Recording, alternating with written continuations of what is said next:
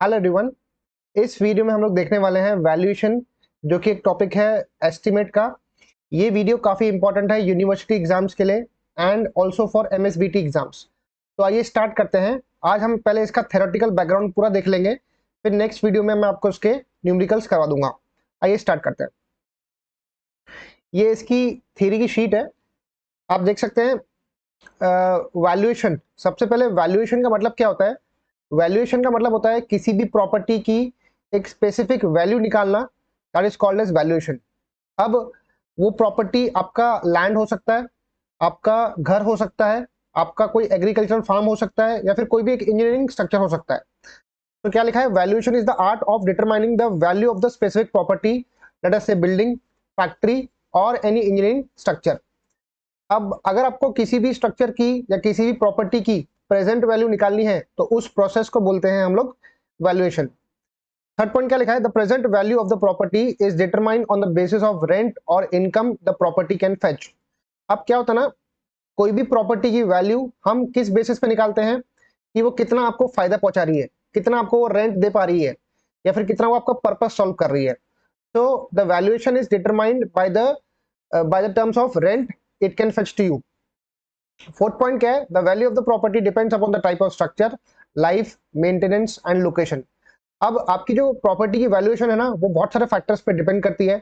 आपकी building new है क्या, या आपकी बिल्डिंग कौन सी एरिया में लोकेटेड है। अगर आपकी बिल्डिंग प्राइम एरिया पे लोकेटेड होती है तो आपको ज्यादा उसकी वैल्यू मिलती है। Valuation is a logical estimate of all of value on economics decision of the valuer और इंजीनियर और आर्किटेक्ट। ये पूरा का पूरा एक इकोनॉमिक डिसीजन है किसी भी प्रॉपर्टी का। नेक्स्ट पॉइंट क्या है? Valuation of the real estate is the estimation of probable price of the property under consideration. मतलब लेट अस से अगर आप किसी भी प्रॉपर्टी को परचेस करते हो तो वो प्रॉपर्टी का एग्जैक्ट रेट या फिर एक अप्रोक्सीमेट रेट क्या हो सकता है उस पर्टिकुलर लोकेलिटी के हिसाब से, वो हम लोग वैल्यूएशन में देखते हैं। तो सबसे पहला एक क्वेश्चन आता है आप लोग को कि what is the meaning of term valuation, define valuation. तो valuation is the process of determining the specific value of the property such as building, factory or any engineering structure। अब किसी भी बिल्डिंग की प्रेजेंट वैल्यू को निकालने का जो process होता है उसको हम लोग वैल्यूएशन बोलते हैं। ठीक है। नेक्स्ट एक टर्म है अपने पास which we call cost, price and value. अब ये बहुत ही इंपॉर्टेंट टर्म है कि कॉस्ट क्या होता है, प्राइस क्या होता है और किसी भी चीज की वैल्यू क्या होती है। ये क्वेश्चन आपको 4 to 5 मार्क्स के लिए आता ही है, एमएसबीटी स्टूडेंट्स या फिर यूनिवर्सिटी स्टूडेंट्स को। पहला टर्म है कॉस्ट। अब इसको मैं एग्जांपल लेके समझाता हूं आपको। लेट अस से आप एक बिल्डर हो, आप एक कॉन्ट्रैक्टर हो, आपने एक बिल्डिंग कंस्ट्रक्ट की। तो आपको बिल्डिंग कंस्ट्रक्ट करने में जो भी खर्चा आया मटेरियल के ऊपर, जो भी खर्चा आया लेबर के ऊपर, इन सब कॉस्ट को जब आप जोड़ेंगे तो आपका कॉस्ट ऑफ कंस्ट्रक्शन निकल के आ जाएगा। एंड लेट अस से वो प्रॉपर्टी को मेरे को सेल करना है। ठीक है, I will sell the property. तो मैं क्या करूंगा, मेरा जितना भी खर्चा आया, लेट अस से एक बिल्डिंग को बनाने के लिए मुझे 50 लाख रुपए खर्चा आ गया, the cost of construction is 50 lakh rupees. And मैंने उसको बेचा 1 करोड़ में बेचा उसको मैंने। तो उसका कॉस्ट कितना हो गया? उसका कॉस्ट हो गया 50 लाख रुपीज।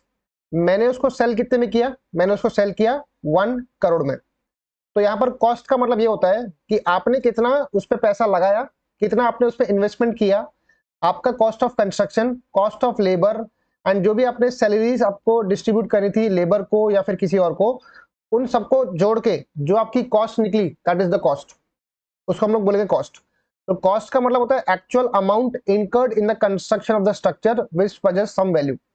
एक प्रॉपर्टी की कुछ ना कुछ वैल्यू है, आपने उस पर बिल्डिंग बनाई, आपने कुछ पैसा इन्वेस्टमेंट किया, आपने कॉस्ट अप्लाई किया मटेरियल पे, कॉस्ट अप्लाई किया लेबर पे, फिर आपने मिसलेनियस जो भी आपको एक्सपेंसेस पड़े उन सबको जोड़ के जो भी कॉस्ट ऑफ कंस्ट्रक्शन आया वो आपका एक कॉस्ट प्राइस हो गया। तो cost is the capital required for the construction of structure plus expenditure incurred toward labour for the construction. ठीक है। तो जब आप कंस्ट्रक्शन करेंगे तो आप मटेरियल प्लस लेबर एंड जो भी मिसलेनियस एक्सपेंसेस है उनको ऐड करेंगे। Expenditure towards rent, management, salaries to the staff for the service is called as supplementary cost. अब ये सप्लीमेंट्री कॉस्ट है, मतलब वो प्रोजेक्ट को रन करने के लिए जो भी आपको खर्चे लग रहे हैं अलग से, that is called as supplementary cost. The total cost of the structure is the sum of the prime cost and supplementary cost. cost of the property is not necessarily equal to the value. The cost represents the minimum value of the property. अब ध्यान देना, मैंने आपको बोला था कि आपने एक लेट अस से प्रॉपर्टी पे एक बिल्डिंग बनाई, एक लैंड पे आपने एक बिल्डिंग बनाई, आपने उस पे 50 लाख रुपए खर्चा कर दिया, एंड जब आप उसको सेल करते हो तो लेट अस से आपको उस पर्टिकुलर प्रॉपर्टी के आप चाहते हो कि आप उसको 1 करोड़ में सेल करो, बट आपको उस समय पे आपको उसके 70 लाख रुपीस मिले, तो 70 लाख रुपीस क्या हो गए, वो आपकी वैल्यू हो गई। आपने प्राइस क्या कोट किया था, आपने प्राइस कोट किया था 1 करोड़, पर आपको कितना मिल रहा है, आपको लेट अस से 70 लाख रुपीस मिल रहा है।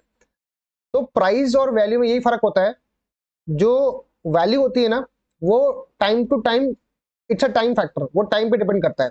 आज उस प्रॉपर्टी की वैल्यू इतनी है, कल जाके उस प्रॉपर्टी की वैल्यू ज्यादा हो सकती है। तो वैल्यू जो एक टर्म है ना, ये एक फ्यूचर डिपेंडेंट टर्म है, एक टाइम डिपेंडेंट टर्म है, जो कि समय के हिसाब से बढ़ता है या फिर कम होता है। ठीक है, नेक्स्ट है price. Price is the cost of property plus the profit of the seller. अब मैंने आपको बताया था ना कि जो भी कॉन्ट्रैक्टर है जिसने 50 लाख रुपीस का खर्चा किया है, वो अपना कुछ ना कुछ प्रॉफिट उसमें ऐड करेगा एंड देन उसको सेल करेगा। तो लेट अस से मैंने उसको सेल किया 1 करोड़ में, तो उसका प्राइस कितना हो गया, the price will be 1 crore rupees. ठीक है, the price of the property is determined by the position of demand and supply of the property in the prevailing market.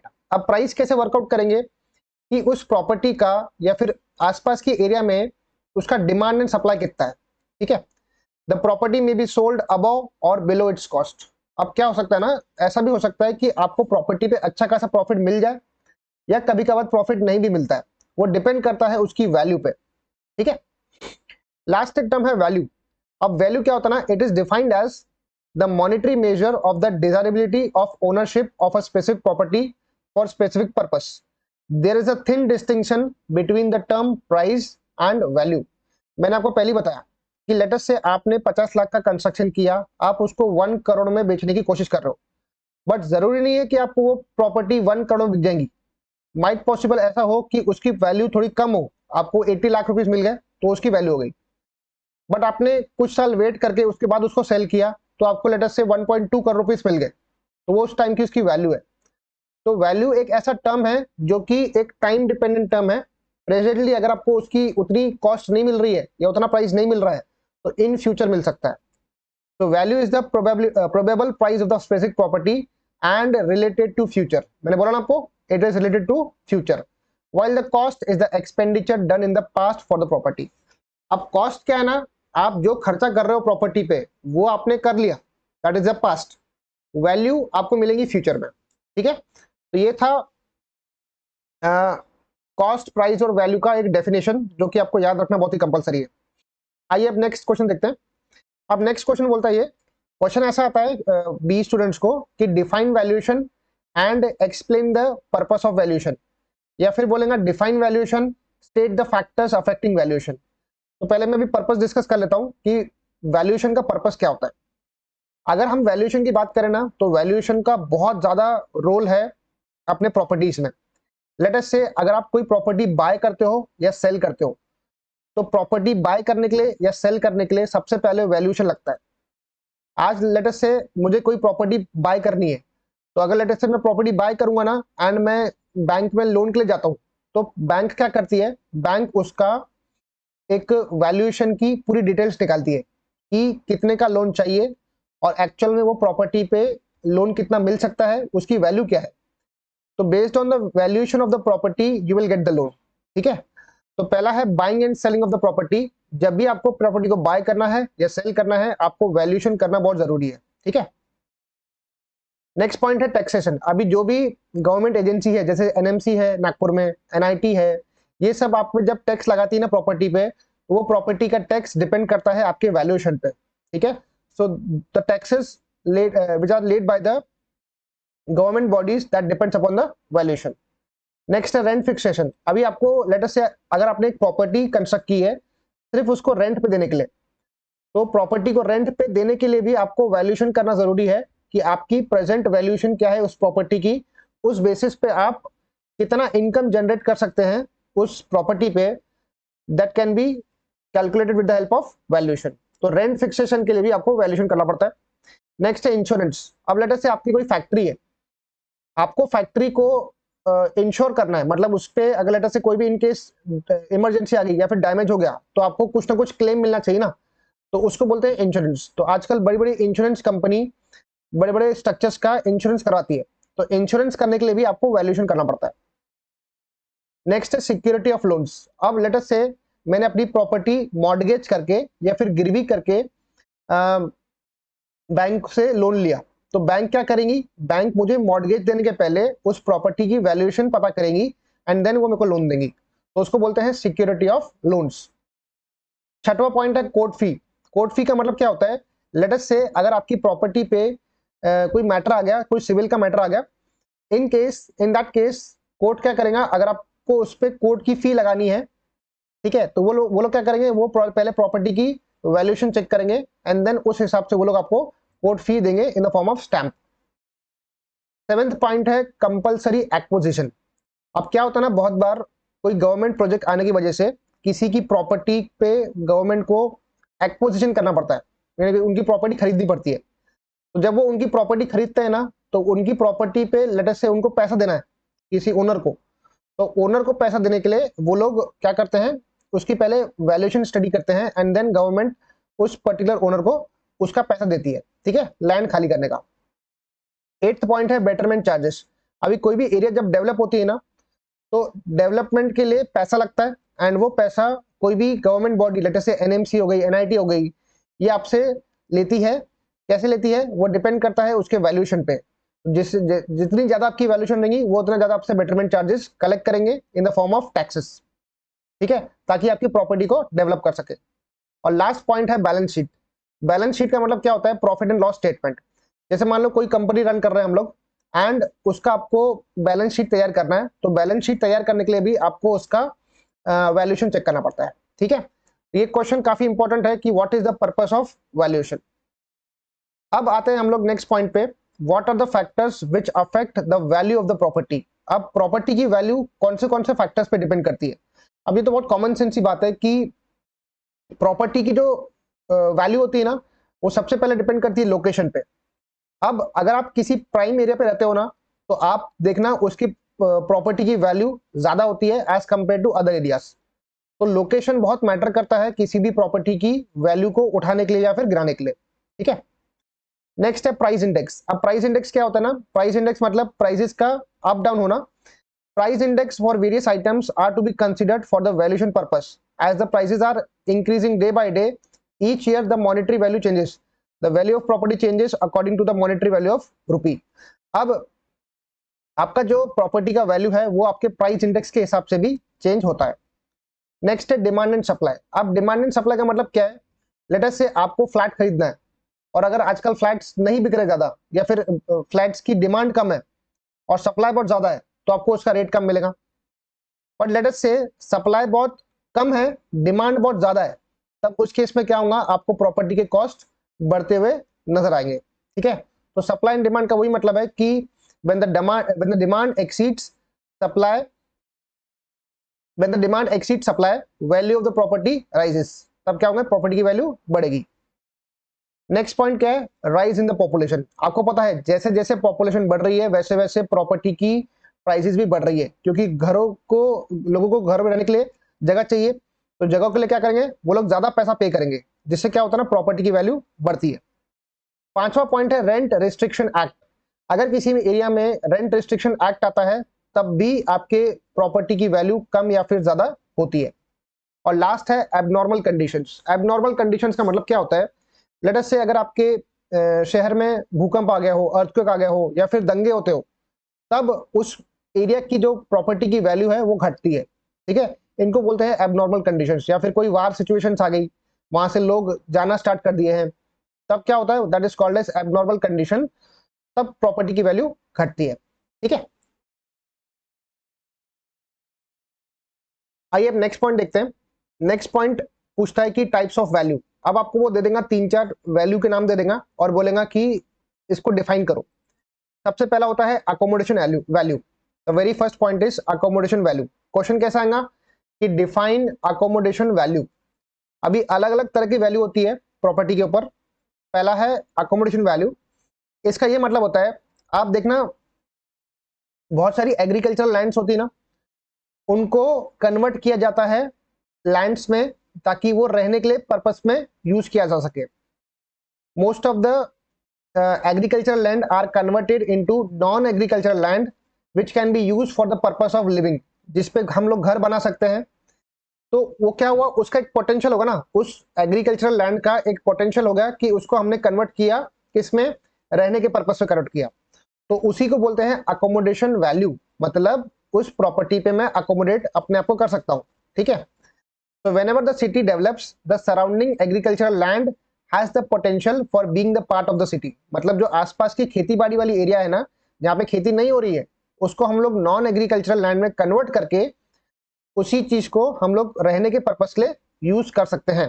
तो उसी का वो पोटेंशियल है कि उसको हम लोग घर बनाएंगे, उस पर रहना स्टार्ट करेंगे। That is called as agricultural, sorry, that is called as non agricultural land, and उसी वैल्यू को बोलते हैं हम लोग अकोमोडेशन वैल्यू, ठीक है। नेक्स्ट आप थर्ड वाला पढ़ना पहले, बुक वैल्यू। अब बुक वैल्यू क्या होता है? बुक वैल्यू होता है किसी भी प्रॉपर्टी का प्रेजेंट वैल्यू। जैसे मान लो ये जो बुक वैल्यू का टर्म है ना, ये हम लोग यूज करते हैं कंस्ट्रक्शन इक्विपमेंट्स के लिए। आज मान लो आपने 20 लाख रुपीस की एक जेसीबी खरीद ली। आप सबको पता है जेसीबी क्या होती है। तो आपने अगर 20 लाख की जेसीबी खरीदी, अगर आप उसको 5 साल बाद जब बेचने जाओगे ना, तो उस पर आपको लेटेस्ट से 10 लाख की बिकेंगी। लेटेस्ट से एग्जाम्पल लेता हूँ मैं, ठीक है। आपने 20 लाख की जेसीबी ली, 5 साल आपने उसको यूज किया, जब आपने उसको बेचने जा रहे हो तो आपको 10 लाख मिले। तो 10 लाख क्या हुआ, 10 लाख का आपका लॉस हो गया। उस चक्कर में क्या हुआ, 10 लाख रुपए आपका डेप्रिशिएट हो गया, उसको बोलते हैं डेप्रिसिएशन। तो आपके जेसीबी की बुक वैल्यू कितनी हो गई? आपने जब 5 साल पहले खरीदा था 20 लाख में, तो 20 लाख माइनस आपका 10 लाख डेप्रिशिएट होगा। तो 20 में से 10 गया, कितना बचा? 10 लाख रुपीस। तो 10 लाख रुपीस आपकी बुक वैल्यू हो गई। तो जो बुक वैल्यू का एक टर्म है ना, ये हम लोग कहाँ यूज करते हैं? हम लोग अकाउंट बुक्स में यूज करते हैं, ताकि एक प्रॉपर्टी की एक वैल्यू शो करना है in the form of account sections, ठीक है। तो बुक वैल्यू क्या होता है प्रॉपर्टी का? Original cost minus amount of depreciation up to that previous year, ठीक है। तो book value is equals to the scrap value at the end of the property. अब ये स्क्रैप वैल्यू क्या होता है हम लोग बाद में डिस्कस करने वाले नीचे में, ठीक है। फोर्थ पॉइंट क्या है? Distress value. When the property fetches less than the market value, the value of the property is known as distress value. अब distress value क्या होता है? अगर आपकी प्रॉपर्टी आपने ज्यादा रेट में खरीदी है, बट आपको उसका उतना रेट नहीं मिल रहा है बेचने पे, तब उसको बोलते हैं डिस्ट्रेस वैल्यू। अब ये कंडीशंस कब होती है? जब एबनॉर्मल कंडीशंस आती है या फिर डिमांड कम होती है, तब ऐसे केसेस में आपकी वैल्यू प्रॉपर्टी की घटती है। फिफ्थ पॉइंट है मार्केट वैल्यू। अब मार्केट वैल्यू क्या होता है ना, लेट अस से मैंने एक प्रॉपर्टी परचेस किया 10 लाख रुपए की, एग्जांपल लेते हैं, ठीक है। मैंने एक प्लॉट खरीदा 10 लाख का, मैंने 1 महीने बाद उसको बेचा, मुझे डायरेक्टली 15 लाख रुपए मिल गए, आई गॉट 15 लाख रुपीस। तो मेरी मार्केट वैल्यू क्या होगी प्रॉपर्टी की? Which is 15 lakh rupees. तो मार्केट वैल्यू वो वैल्यू होती है जो आपको प्रेजेंट ओपन मार्केट में मिल रही है। आपने कोई चीज 10 लाख की खरीदी, 5 महीने आपने यूज किया उसको, बेचा उसको, आपको 15 लाख रुपए मिले, तो उसकी मार्केट वैल्यू कितनी है? 15 लाख रुपीस, ठीक है। So the market value of the property is the amount which may be obtained from time to time from the open market, ठीक है। सिक्स्थ है मोनोपोली वैल्यू। अब मोनोपोली का मतलब होता है कि एक एडवांटेज होना कि इससे ज्यादा कुछ है ही नहीं। मतलब एक प्रॉपर्टी है जो प्राइम एरिया पे है, जहां पर लोग अट्रैक्ट होते हैं, जहां पर पॉपुलेशन अट्रैक्ट होता है, उसके आसपास में प्रॉपर फैसिलिटीज है, तो इससे क्या होता है ना, लोग अट्रैक्ट होते हैं, ज्यादा पैसा पे करते हैं उस प्रॉपर्टी का, तो उसको बोलते हैं monopoly value. When the property has certain advantages with respect to the adjoining properties due to its size, shape, architecture, view, location, etc., then the owner of such property may demand fancy price for the property. अब ऐसी property जिसका location अच्छा है, architecture अच्छा है, सब चीज अच्छी है, फैसिलिटी पूरी प्रोवाइडेड है वहां पर, तब क्या होता है ना, ओनर वहां से पैसा ज्यादा डिमांड करता है, उसी को बोलते हैं मोनोपोली वैल्यू, ठीक है। सेवेंथ है potential value. When the property is developed in its most advantageous manner, the property fetched more value. This term value is termed as potential value. The agricultural land on the outskirts of the city has potential building value. अब क्या होता है ना, potential value का मतलब क्या होता है? मैं आपको एक प्रैक्टिकल एग्जाम्पल देता हूँ। प्रैक्टिकल एग्जाम्पल ऐसा है कि लेट अस से कहीं दूर दराज में किसी ने एक लेआउट डाल दिया। लेआउट का मतलब होता है एक एग्रीकल्चरल लैंड है, उसको नॉन एग्रीकल्चर में कन्वर्ट किया एंड देन बेचना स्टार्ट किया। तो लोगों ने फॉर द टाइमिंग कुछ लेट अस से रिस्पॉन्स नहीं दिया, बट कुछ टाइम बाद लोगों को पता पड़ा कि सिटी जैसे जैसे डेवलप होने वाली है, लोग रहने के लिए आने वाले हैं, तब प्रॉपर्टी की वैल्यू ऑटोमेटिकली बढ़ जाएगी। तो लोगों ने वहां पे परचेस करना स्टार्ट कर दिया। तो उसी को बोलते हैं पोटेंशियल वैल्यू। जब हम किसी एरिया पे लेट अस से लेआउट डालते हैं और उस प्रॉपर्टी की लेआउट में प्रॉपर अगर हम लोग फैसिलिटी प्रोवाइड करते हैं तो उसकी एक वैल्यू बन जाती है, जिससे लोग वहां पे अट्रैक्ट होते हैं एंड लोग वहां पर रहना पसंद करते हैं। That is called as potential value. ठीक है, मतलब एक प्रॉपर्टी की वैल्यू होना जिससे लोग उसको पे करते हैं ज्यादा पैसा ताकि वो और डेवलप हो। नेक्स्ट क्या है, replacement value. The cost of replacing the property either fully or property is called as replacement value. ये सिंपल है। नेक्स्ट मोस्ट इंपॉर्टेंट है साल्वेज वैल्यू। साल्वेज वैल्यू क्या होता है? देखो, लेट अस से आपने घर खरीदा, आपने उसको 50 साल तक प्रॉपरली यूज किया एंड देन जब उसकी वैल्यू जब लेट अस से उसकी लाइफ खत्म होने पे आई है, तब आपने उस बिल्डिंग को बेच दिया। आपने बिल्डिंग को डिसमेंटल नहीं किया था, पर आपने बिल्डिंग को प्रॉपर्टी के साथ बेच दिया। तो आपको जो पैसा मिला लैंड का प्लस बिल्डिंग का, वो हो गया उसका बिल्डिंग का साल्वेज वैल्यू। मतलब डिसमेंटल करने के पहले जो बिल्डिंग की वैल्यू होती है ना, that is called as salvage value. तो at the end of the useful life of the property is to be discarded and built up property is sold without being dismantle. मतलब building को बिना तोड़े जब मैं उसको बेचता हूँ किसी को, तो जो मुझे पैसा मिलता है ना, उसको बोलते हैं replacement, that is called as salvage value. तो salvage value is the value without dismantling the structure into pieces. और लास्ट क्या है, स्क्रैप वैल्यू। स्क्रैप वैल्यू क्या होती है? एक ऐसी वैल्यू प्रॉपर्टी की जब आप उसको स्क्रैप करते हो। लेट अस से एक बिल्डिंग है, मैंने उसको 50 ईयर्स तक का यूज कर लिया प्रॉपर्ली, अब बिल्डिंग मेरे कोई काम की नहीं है, तो मैं बिल्डिंग को तोड़ रहा हूँ, फिर वापस से नई बिल्डिंग खड़ी कर रहा हूँ। तो जब मैं बिल्डिंग को तोड़ूंगा, उसमें से जो भी मुझको स्क्रैप मिलेगा, कंक्रीट मिलेगा, स्टील मिलेगा, जो भी उसमें मेटल मिलेगा, वो मैं बेच के जो भी मुझे पैसा मिलता है ना, that is called as scrap value. ठीक है, सिंपल है। नेक्स्ट है सेंटिमेंटल वैल्यू। सेंटिमेंटल वैल्यू क्या होता है? प्रॉपर्टी की ऐसी वैल्यू जो लोगों के लेट अस से इमोशंस पे बेस्ड होती है। ठीक है ना, तो that is called as sentimental value. Next is speculative value. अब स्पेक्युलेटिव वैल्यू क्या होती है ना, आजकल कई ओनर्स क्या करते हैं, चीजों को स्पेकुलेट करते हैं कि वो लोग बोलते हैं कि इस प्रॉपर्टी की वैल्यू इतनी ज्यादा हाई जाने वाली है। ठीक है, कोई प्रॉपर्टी की वैल्यू हाई जाने वाली है, तो वो लोग क्या करते हैं, इस चीजों को स्पेकुलेट करते हैं ताकि लोग आए और उस प्रॉपर्टी को परचेस करें। ठीक है, so there are certain purchasers who are interested in purchasing the property and selling it at higher cost in future। मतलब परचेस किया और उसको फ्यूचर में हायर कॉस्ट पे बेचेंगे। Such purchasers speculate the value of property and they are interested only in earning the profit। मतलब वो चीजों को स्पेकुलेट करते हैं एंड उनका बस पर्पस होता है कि ज्यादा से ज्यादा मुनाफा वहां से निकल जाए। ठीक है, तो उसी को बोलते हैं speculative value of the property.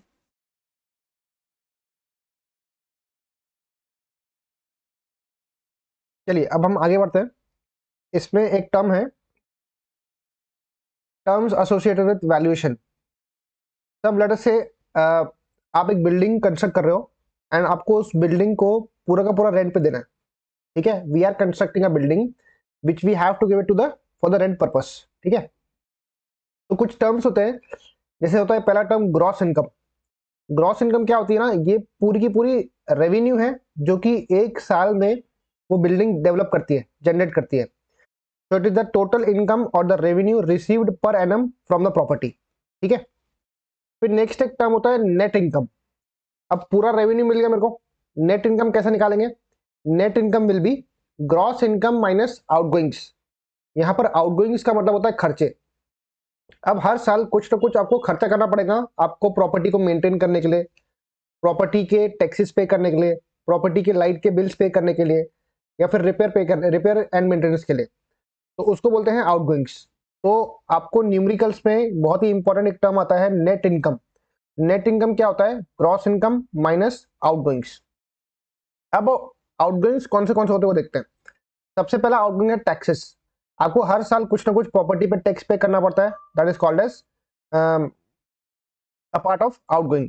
Next repairs, कुछ ना कुछ खर्चा आता है, रिपेयरिंग आती है हर साल, वो आता है, वो लगभग हम लोग लेते हैं which is 1 to 2% of the total cost of the construction. मतलब जितना भी आपने खर्चा किया है उसका 1 से 2% एक साल में आपको खर्चा होने वाला है। नेक्स्ट है मैनेजमेंट एंड कलेक्शन चार्जेस। अब हर महीने या फिर हर साल कुछ ना कुछ कलेक्शन चार्जेस होता है उस पर्टिकुलर प्रॉपर्टी को डेवलप करने के लिए, तो that is also a part of आउटगोइंग्स। Next है इंश्योरेंस। अगर आपने अपनी बिल्डिंग का इंश्योरेंस करवा के रखा है तो आपको उसका प्रीमियम पे करना पड़ता है, वो भी एक तरह का आउटगोइंग है। तीसरा है लॉस ऑफ रेंट। अभी किसी महीने में या फिर किसी साल में आपके पास कोई रेंट पे रहने के लिए नहीं आया, तो उस टाइम पे आपको रेवेन्यू जनरेट नहीं हुआ ना, तो that is called as loss of rent. जैसे कोरोना का एग्जांपल ले लो, कोविड में क्या था, कोविड में सब लोग अपने घर चले गए थे, तो उस टाइम पे जो ओनर्स जिनका सिर्फ काम रेंट पे चलता था, उनका पूरा वो बिजनेस फ्लॉप हो गया। तो उस टाइम पे, कोविड के टाइम पे, उसको बोलेंगे loss of rent. That is at that period of time you don't have anyone to for the rent purpose. ठीक है, तो उस टाइम पे आपको नुकसान होगा। और लास्ट है सिंकिंग फंड। अब सिंकिंग फंड का मतलब क्या होता है, मैं आपको एक एग्जांपल से बताता हूँ। लेट अस से अपनी एक प्रॉपर्टी है, उस प्रॉपर्टी पे हम लोगों ने एक 50 लाख रुपीस का लेट अस से एक बिल्डिंग बना लिया G+3। अब हम उस बिल्डिंग को यूज करेंगे। लेट अस से उस बिल्डिंग की लाइफ है 75 ईयर्स। मैंने उसको 75 ईयर्स तक के प्रॉपरली यूज किया, पर क्या होगा ना, 75 ईयर्स के बाद लेट अस से मुझे उस बिल्डिंग पे, उसी प्रॉपर्टी पे नई बिल्डिंग बनानी है, क्योंकि 75 ईयर्स के बाद तो उस प्रॉपर्टी पे मैं यूज नहीं कर पाऊंगा उस प्रॉपर्टी को। तो मुझे क्या करना पड़ेगा, लेट अस से मैं उसको 75 ईयर्स तक के यूज किया, एंड यूज करने के बाद अगर लेट अस से उसी प्रॉपर्टी पे मुझे न्यू स्ट्रक्चर खड़ा करना है, तो हम लोग क्या करेंगे, हम लोग हर साल, लेट अस से मुझे एक 50 लाख का खर्चा हुआ इस बिल्डिंग को बनाने में, तो हम लोग क्या करेंगे, हर साल कुछ ना कुछ एक अमाउंट जमा करेंगे किसी म्यूचुअल फंड कंपनी में या फिर किसी बैंक में, जिससे 75 ईयर्स तक के कंपाउंडेड रेट ऑफ इंटरेस्ट तक के कुछ पैसा जमा हो जाए। एंड जब ये बिल्डिंग टूटेगी तो मुझे उसी प्लॉट पे अगर लेट अस से नया बिल्डिंग बनाना है, तो मैं वही पैसा यूज करके जो मैंने जमा किया था हर साल पे करके, उसी पैसे से मैं नया बिल्डिंग कंस्ट्रक्शन कर सकता हूं। तो सिंकिंग फंड का मतलब क्या होता है, a certain amount of gross rent is set aside annually as sinking fund installment. This amount is accumulated for the total cost of construction required when the life of the property is over. अब आपकी building की life खत्म हो गई है, आपको नई building बनानी है, आपको उसी प्रॉपर्टी पे अगर न्यू बिल्डिंग बनानी है और आपको पैसा चाहिए, तो आपको हर साल कुछ ना कुछ पैसा जमा करके रखना चाहिए एक compounded annual rate of interest पे, ताकि जब वो बिल्डिंग की लाइफ खत्म हो जाए तो आप उसी प्रॉपर्टी पे न्यू बिल्डिंग बना सके। ठीक है, तो उसी को बोलते हैं सिंकिंग फंड। नेक्स्ट एक टर्म आता है डेप्रीसिएशन। अब डेप्रीसिएशन क्या होता है, डेप्रीसिएशन का मतलब होता है loss in the value of property due to its structural deterioration, wear and tear, decay and obsolescence.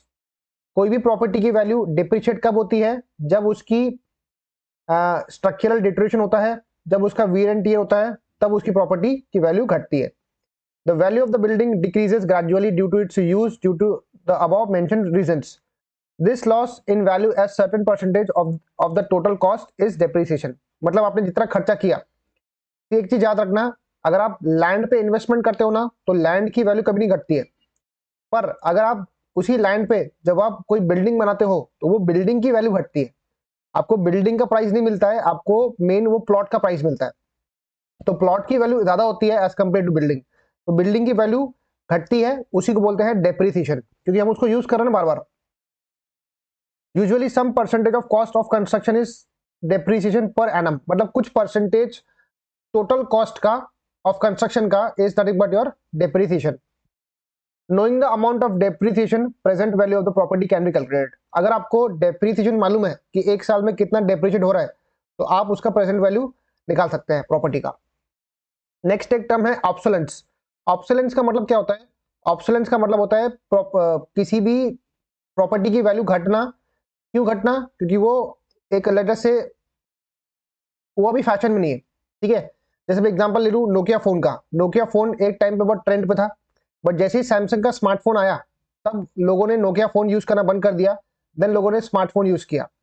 तो ये क्या हुआ, ये टेक्नोलॉजी चेंज हो गई, एक फैशन चेंज हो गया, इसीलिए नोकिया फोन, नोकिया कंपनी रातों रात बंद हो गई। तो ऑब्सोलेंस उसी को बोलते हैं जैसे कि कोई स्ट्रक्चर है हमने बनाया, बट लेट अस से आज नए स्ट्रक्चर्स बन रहे हैं, नया आर्किटेक्चर आ रहा है, नए डिजाइन आ रहे हैं, तो उसकी वजह से पुरानी बिल्डिंग्स ऑब्सोलेट हो रही है, उनकी वैल्यू घट रही है। ठीक है, अब एक क्वेश्चन आ सकता है कि differentiate between depreciation and obsolescence. ये मैंने आपको एक्सप्लेन कर दिया हूं, आप रीड कर सकते हो। आप चाहो तो उसका स्क्रीनशॉट ले लो एंड आप बाद में उसको नोट्स बना सकते हो। नेक्स्ट है differentiate between market value and book value. ये भी हमने स्टडी कर लिया। मार्केट वैल्यू क्या होती है? एक ऐसी वैल्यू जो आपको ओपन मार्केट से मिलती है। बुक वैल्यू क्या होता है? वो डिपेंड करता है उसके डेप्रिसिएशन पे। तो अगर आप उसको रीड कर लेंगे तो आपको याद आ जाएगा। और लास्ट एक डिफरेंस बिटवीन है salvage value and scrap value का। सैल्वेज वैल्यू हमने डिस्कस किया था कि बिल्डिंग को डिसमेंटल करने के पहले जो बिल्डिंग की वैल्यू मिलती है उसको बोलते हैं सैल्वेज वैल्यू, एंड बिल्डिंग को डिसमेंटल करने के बाद जो हमने को स्क्रैप का पैसा मिलता है that is called as scrap value. ठीक है, तो ये दो आपको टर्म्स पढ़ने हैं। आज के वीडियो में हम लोग यहीं पे खत्म करते हैं, वीडियो को ज्यादा बड़ा नहीं करते हैं। नेक्स्ट वीडियो में मैं डिस्कस करूंगा सिंकिंग फंड क्या होता है, कैपिटलाइज्ड वैल्यू क्या होता है, एंड ग्रॉस इनकम या फिर नेट इनकम किसी भी प्रॉपर्टी पे कैसे निकालते हैं। मिलते हैं नेक्स्ट वीडियो में। Thank you so much.